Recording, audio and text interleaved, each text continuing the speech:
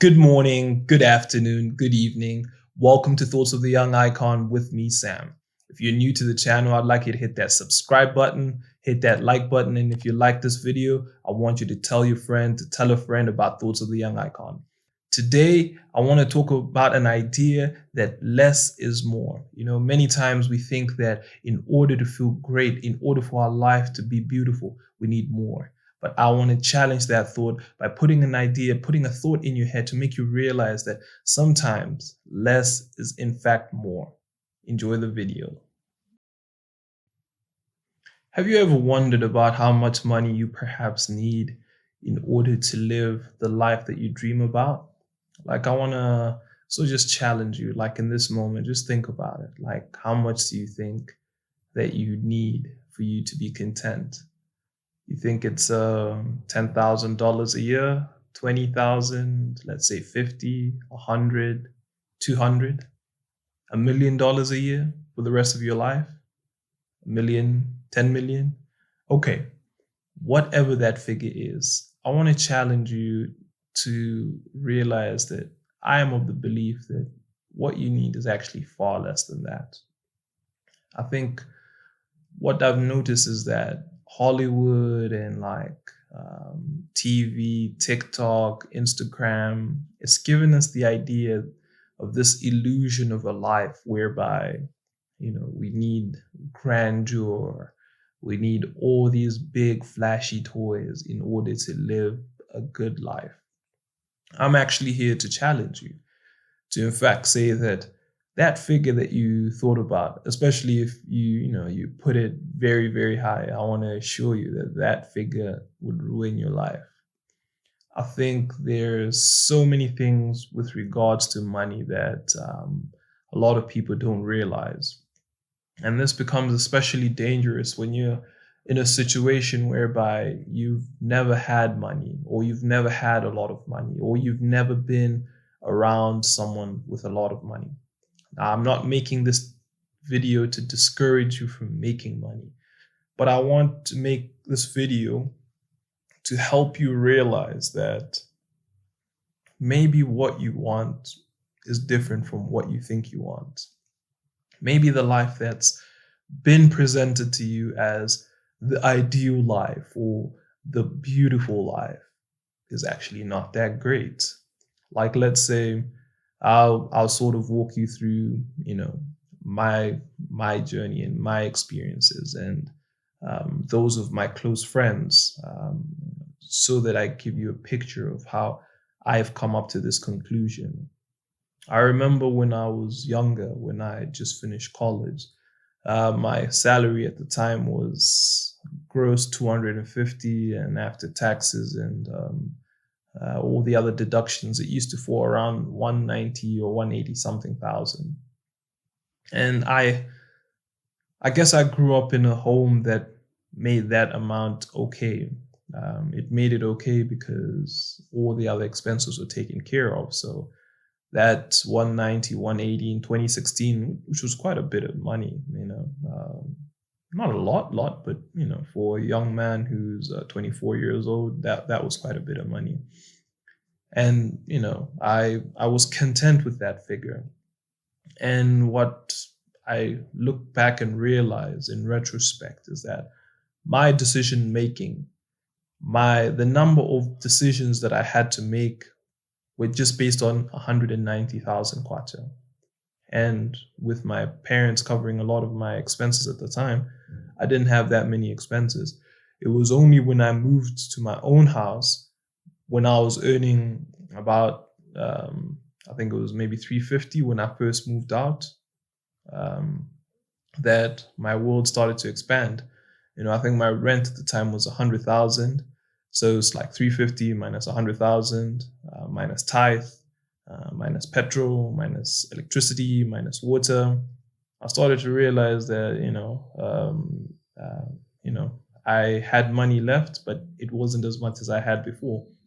But even with the lesser money, I was still very content. I never felt like I was lagging, or I never felt as though anything was missing. I always felt like I had enough. But at this point, the irony of it was when I had the 180,000 in my parents' house, I had more than I had at this point. And as I grew older, when I got my next job, I was earning about 1.1 million. But when I earned 1.1 million, I then moved to a house where the rent was 300,000. 300,000 higher. I then had higher electricity bills, higher water bills. I have a gardener. I have a cook, now a houseboy. I have a responsibility. And then it's like the more I got, the less money I ended up having, because I felt as if at this stage now, because I live in this bigger house, I need to have a couch set. I need to have duvets. I need to buy all these things. And it's like the more money was coming in, the more headaches I got. I think I made reference to it in another video. It's like, more money, more problems. And it's true. It's like the moment I hit, my earnings went above that. Like when I went into business, in an earlier video, I disclosed how the first transaction I ever did as a businessman, when I opened my company, I got a commission of about 7.5 million.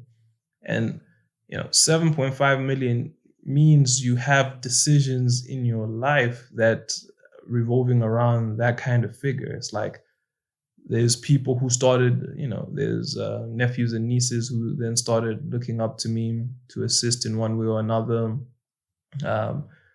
People in church start to look at you differently. They want you to help out. They assume that because you've made XYZ and this, I think this is, I'm not trying to attack the church in any regard with regards to this, but I think, brethren, we need to calm down. When someone comes forward to church to testify that God has done this mighty thing in their life and they've been blessed financially, doesn't mean they've been blessed so that you take their problems to them. No, that's wrong. That's wrong. This guy has been blessed because he has worked hard, he has worked the principles, and God is rewarding him, and he's being rewarded for his labor. So if you want help, or if you want money of your own, I suggest that you work hard and you pray to the same God. You do the same thing that they did. But anyways, I digressed. What I was saying was, the more money you get, it's like the more decisions you make. And this is not for everyone. It's like everyone wants the money, but they don't understand the cost of the money. They don't understand the burden of wealth. You see, money and wealth, they have burdens which are inbuilt, which come to everyone who has money and wealth. When we're looking at it from the outside, all we think is, no, if I had more money, I'd be able to send my kids to better schools. I'll be able to do this. And yes, you're right. But what I will tell you is you have grossly underestimated or undercalculated the cost of what you think you want. If it's crazy, because I saw this in my own life. When we were growing up, it's like my dad, he was super ambitious. We went from St. Patrick's for primary school, and he had made up his mind that he was going to send us to Kamuzu Academy for secondary. And, all he was looking at was the fees. And he got to a point where he could just about pay the fees. What he didn't realize is that Kamuzu Academy comes with Kamuzu Academy kid lifestyles. So there I am. I come back on holiday, after first term. And all he wants to know about is the grades.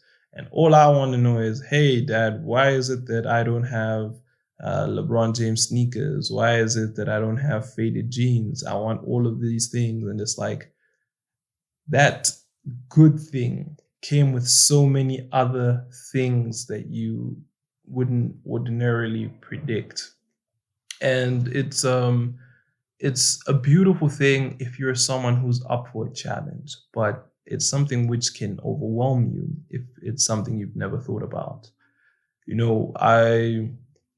I had we had another conversation with a friend of ours, and I'm sure you can tell now that me and my friends, we were all a bunch of philosophers, always discussing life and trying to help each other become better, which is important. I think you need to have good friends. But on that one day, we were on the road and we drove by like a beautiful Land Cruiser VX, and there he was talking about how, man, this is my dream car. Like, I want that car. And a short distance after that, we drove past one of the international schools here in Blantyre. And the fees for that school is like 100th of the price of the Land Cruiser. And this guy, he goes, man, why would anyone send their kids to this school? I would never send my kids to this school. It's too expensive. And another buddy and I looked at each other and we started laughing. We're like, dude, you are so ridiculous. You mean to tell me you're okay with buying a Land Cruiser? And now I think they're priced over 400 million kwacha. We were like, you're okay with buying a Land Cruiser for over 400 million and you don't want to send your kids to a school that's 4 million? I feel like you're not dreaming properly. It's like there are gaps in your dream. So he then looked at us and he said, you know what, you guys are right. It's why is it that I want to drive a 400 million kwacha car and I think that's okay, but I don't want to send my kids to a 4 million kwacha school because I think that's too pricey. And that's when I realized that many of us are trying to get things, but we're not trying to get them for the right reason. It's like we are trying to get much, but our hearts are designed for less, or our current state is designed for less. And if we were to actually achieve or to get those things that we desire, those things would make our lives miserable. My dad and I were having a discussion the other day about how, I think he was going on about how Cristiano Ronaldo buys so many sneakers and he only wears it once and then he throws it away. And he thought, man, why does this man have so much money? I would want to be like him, but at the same time, I don't want to be like him because that's ridiculous. And, I then showed my dad a clip of the same celebrity talking about how he wished he could just go into a store and he could just eat with his family without someone trying to take pictures with him and things like that. And that's when I realized that, in this life, even though we want to achieve a lot, even though we want to make a lot of money, man, sometimes less is more. It's like when you're in a place where you're making less decisions, but more fulfilling decisions, it's a better place to be than to have a lot of money and then be overwhelmed with decisions that you can't even handle. I think one of the most important things, which I always like to emphasize, is grow with your money, grow with your status, grow the right way. It's something which, even, yes, another good example is lottery winners. Man, you hear of lottery winners winning hundreds of millions of dollars, here in kwacha, hundreds of millions of kwachas, and within a couple of years, every single one of them, I think statistically, it must be like 99% or 90% at least, they end up broken, bankrupt, and even worse off. And that's because that windfall, they were not ready for that windfall. That windfall came with more problems and more things that they needed to think about that they couldn't. And that's just something that, we never think about. It's like we always think about more, but we don't know what more really means. So if you're watching this video, I want you to, sort of sit down and take an inventory of your life and assess the stage that you are, and what do you think is the more that you require, and why do you think you require that more? And if you don't require more, I want you to acknowledge that. If you don't require more to make your life better, be content with that. I think that's something which a lot of people in our generation, they are failing to do. They're failing to realize that where they are is possibly the best place for them, and that in order to grow, they need to do it at a much slower pace. Because if they go at the fast pace that they want, that fast pace is going to be the reason for their downfall. So I want you to just have a think about that, take an inventory of your life and be true to yourself. With an extra $10,000 a year, $20,000, $30,000, 50, 100, would that really make you happier? Or would that just make your life a living hell? I don't know. That's a question I've had to ask myself many a times, and I realize that I'm happy where I am. And as I grow, I'm happy to grow, but I'm happy to grow at a pace that I am comfortable with.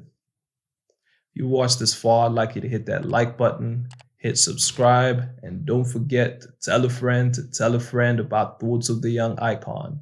Thank you very much.